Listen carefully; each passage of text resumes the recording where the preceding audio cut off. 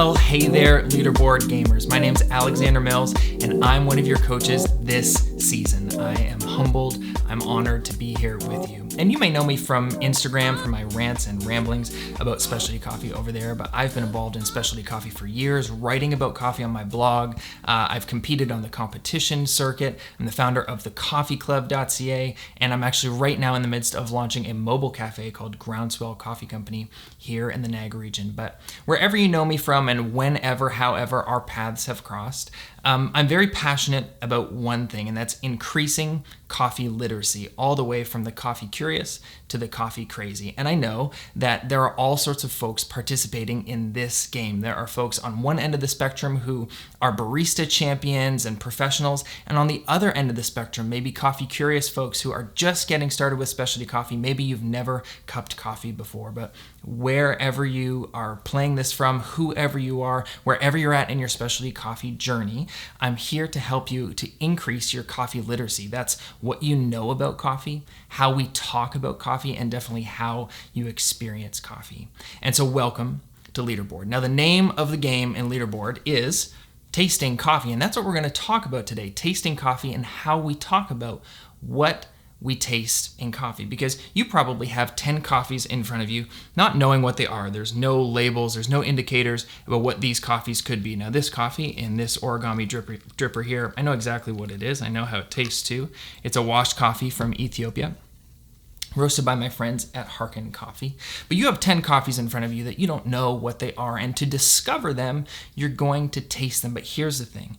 Sometimes when we're tasting coffee in the specialty coffee industry, we have a hard time communicating to one another what we're tasting, and there isn't always an inclusive spirit when we describe what we're tasting in coffee. Sometimes it can feel very exclusive. Sometimes you can feel intimidated by what you're tasting, what you're not tasting, and how you're describing it. And I know that because I've been there. And maybe you are there too.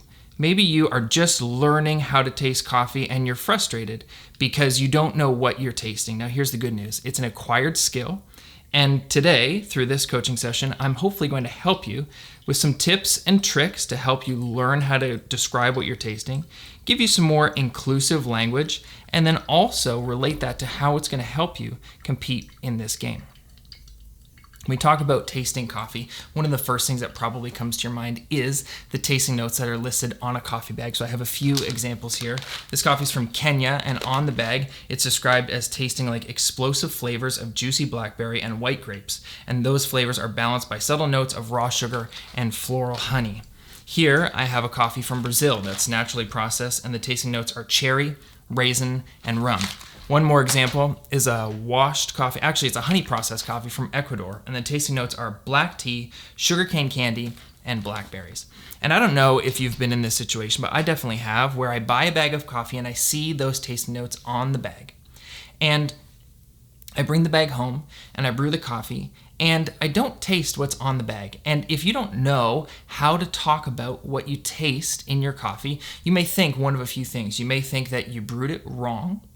You may think that your palate is broken, or you may think that the coffee is bad. And here's the thing, none of those things might be true. You may just be having a different experience with the coffee than the notes that are on the bag. And so we're going to try and mine out some more inclusive language today together to describe what we're tasting in our coffee and see how that relates to maybe where the coffee is from, how it was processed, and so forth. This is the way that tasting notes work in my experience. I think that tasting notes on a bag are an attempt to describe one of three things, an attempt to describe sweetness, body, or acidity. You might want to write that down.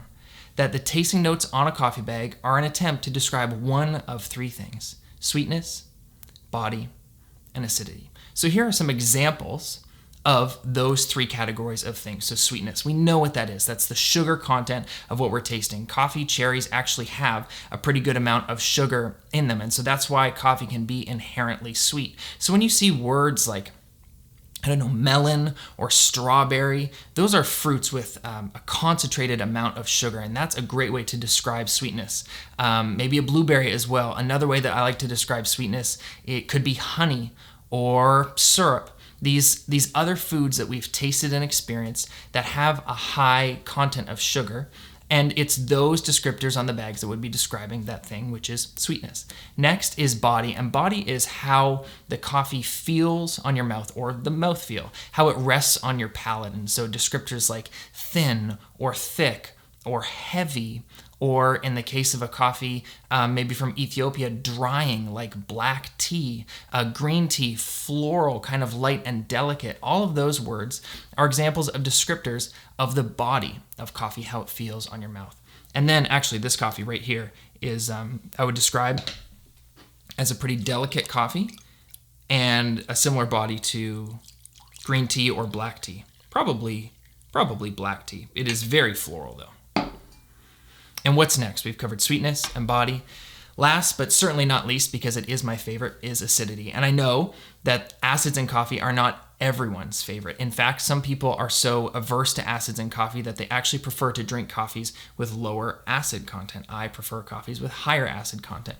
But there are acids in the coffee fruit. Predominantly, there is citric acid, malic acid, lactic acid, and even acidic acid, which is like vinegar.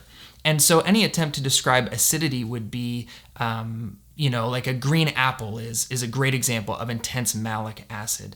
Lemon or lime, intense citric acid.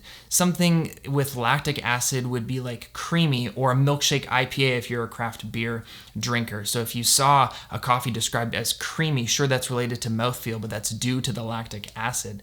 And then also acidic acid, you're getting into fermented drinks like mulled wine or rum. We had an example here with this natural coffee from Brazil. Rum was one of those flavor notes.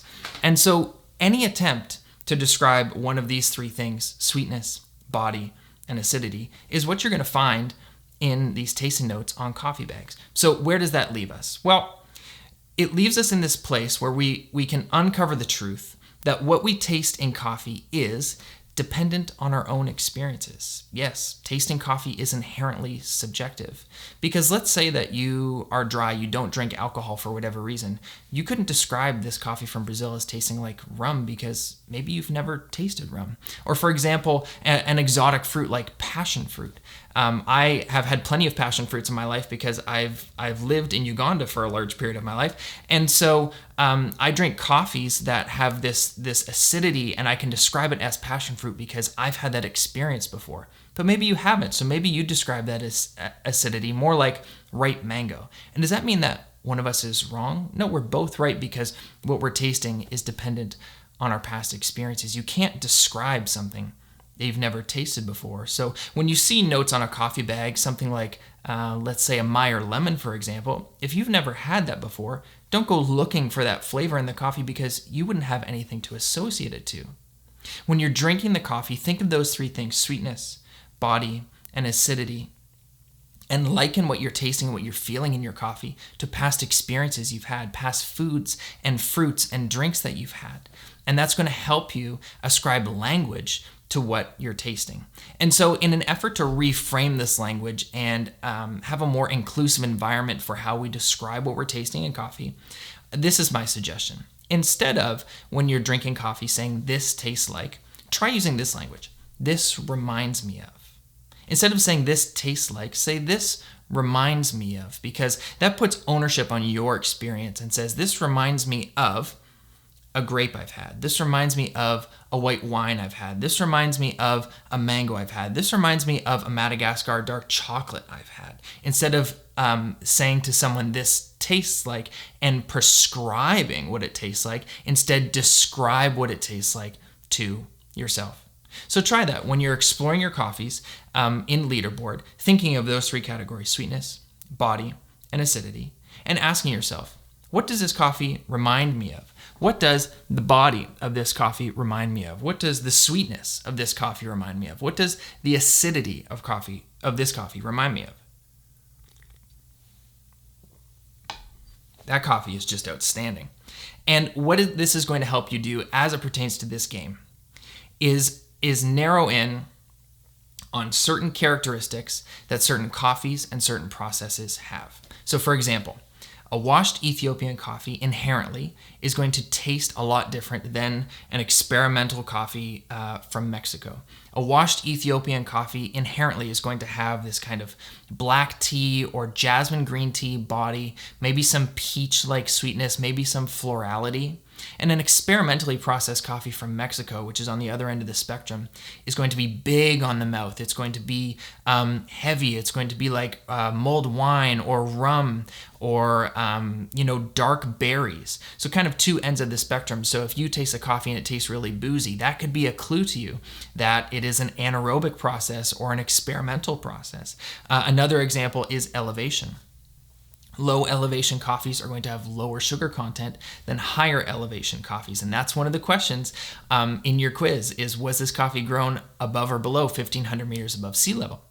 And so if this coffee is very, very sweet to you, that's an immediate clue. If it's sweet like strawberries, just overwhelming sweetness, that's a clue to you that this coffee was grown above 1,500 meters above sea level. And another example would be for acidity.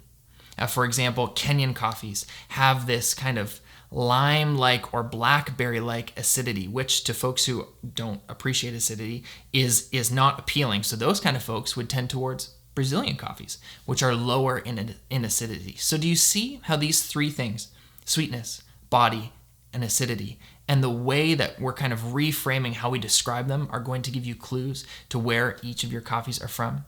I hope this has been helpful. As far as continued help goes, you can reach out to me throughout your gaming experience if you have any questions, if you want me to help you describe what you could be tasting or to let you know what some coffees have in common with each other or certain characteristics of flavor as it pertains to variety or country of origin or process. You can reach out to me on Instagram at alexander.mills. You can find my blog for additional resources at alexandermills.coffee, or you can send me an email if you want to be really formal about it at hello@alexandermills.ca. But that's it for now, friends. I hope that this has kind of liberated you. I hope you feel included, and I hope you have fun playing the game, because fun is the name of the game, and I'm here to help along the way. Cheers.